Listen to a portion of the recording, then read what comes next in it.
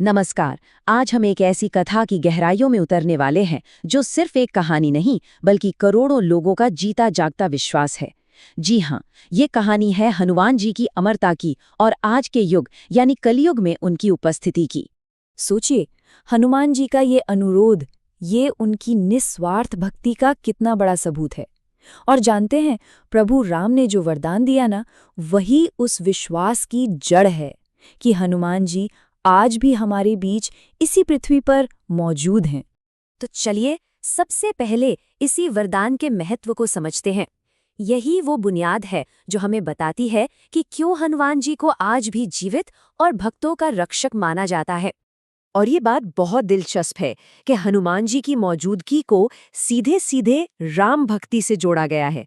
मतलब साफ है, जहाँ सच्ची श्रद्धा है वहाँ वो एक अदृश्य संरक्षक की तरह हमेशा मौजूद रहते हैं। अब बात करते हैं हमारे अपने समय की, यानी कलयुग की।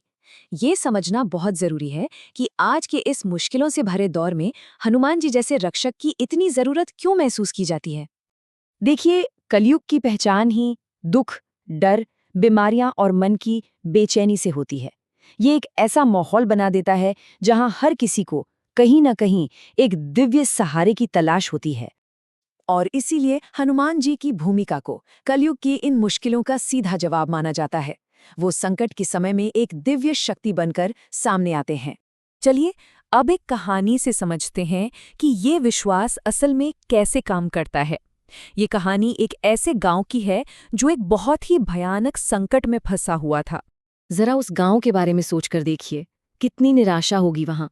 हर घर में बीमारी, एक अनजाना सा डर और लोग मतलब पूरी तरह से लाचार हो चुके थे। और फिर उन्हें एक बहुत ही सीधा सादा लेकिन गहरा समाधान मिला। कोई बड़ा अनुष्ठान नहीं, कोई मुश्किल काम नहीं, बस एक सरल और शक्तिशाली उपाय। अब देखिए, पहले दिन तो कुछ भी नहीं बदला, लेकिन जैसे जैसे उन सब का विश्वास और पाठ बढ़ता गया ना, धीरे धीरे असर दिखना शुरू हुआ। और 7वें दिन एक ऐसा बदलाव आया जिसे चमत्कार ही कह सकते हैं। और नतीजा कमाल का था। डर मानो हवा में घुल गया, बीमार लोग ठीक होने लगे और पूरे गांव को ऐसा लगा जैसे कोई अनदेखी शक्ति उनकी रक्षा कर रही हो। उन्हें अपने विश्वास का फल मिल गया था। तो सवाल ये है कि गांव में ये चमत्कार हुआ कैसे। चलिए अब उस शक्ति के स्रोत को समझते हैं, यानी हनुमान चालीसा की शक्ति को। देखिए, हनुमान चालीसा को सिर्फ शब्दों का एक संग्रह नहीं माना जाता। ये असल में एक आध्यात्मिक सुरक्षा कवच है जो इसे पढ़ने वाले को हर तरह की नकारात्मक ऊर्जा से बचाता है।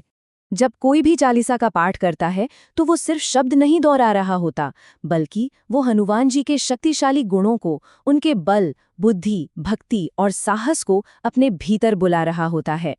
और ये चौपाई, ये तो इस विश्वास को एकदम साफ कर देती है।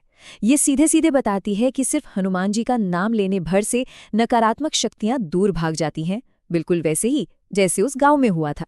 तो अब हनुमान जी की कलयुग में एक रक्षक के तौर पर जो बड़ी भूमिका है, उसे थोड़ा और समझते हैं।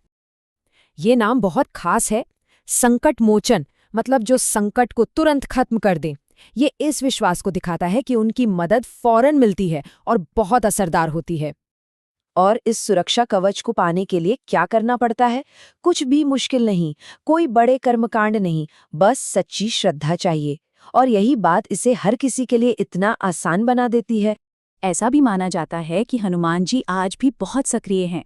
वो कभी एक बूढ़े इंसान के रूप में तो कभी एक बच्चे के रूप में आकर जरूरतमंदों की मदद करते हैं, उनकी परीक्षा लेते हैं। तो इस पूरी चर्चा से हमें क्या समझ आता है?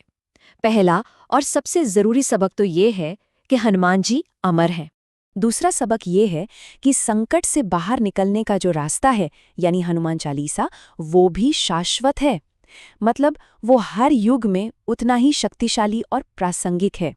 और आखिर में सबसे बड़ी सीख, कलयुग की चुनौतियों से लड़ने की जो असली ताकत है ना, वो किसी बाहरी चीज में नहीं बल्कि हमारी अपनी सच्ची भक्ति में छिपी है। तो बस हम आपको इसी एक सवाल के साथ छोड़े जाते हैं। इस पूरी कहानी को जानने के बाद ये सोचना तो बनता है कि जब मुश्किलें आती हैं, उस वक्त आस्था यानी विश्वास आखिर क्या भूमिका निभाता है।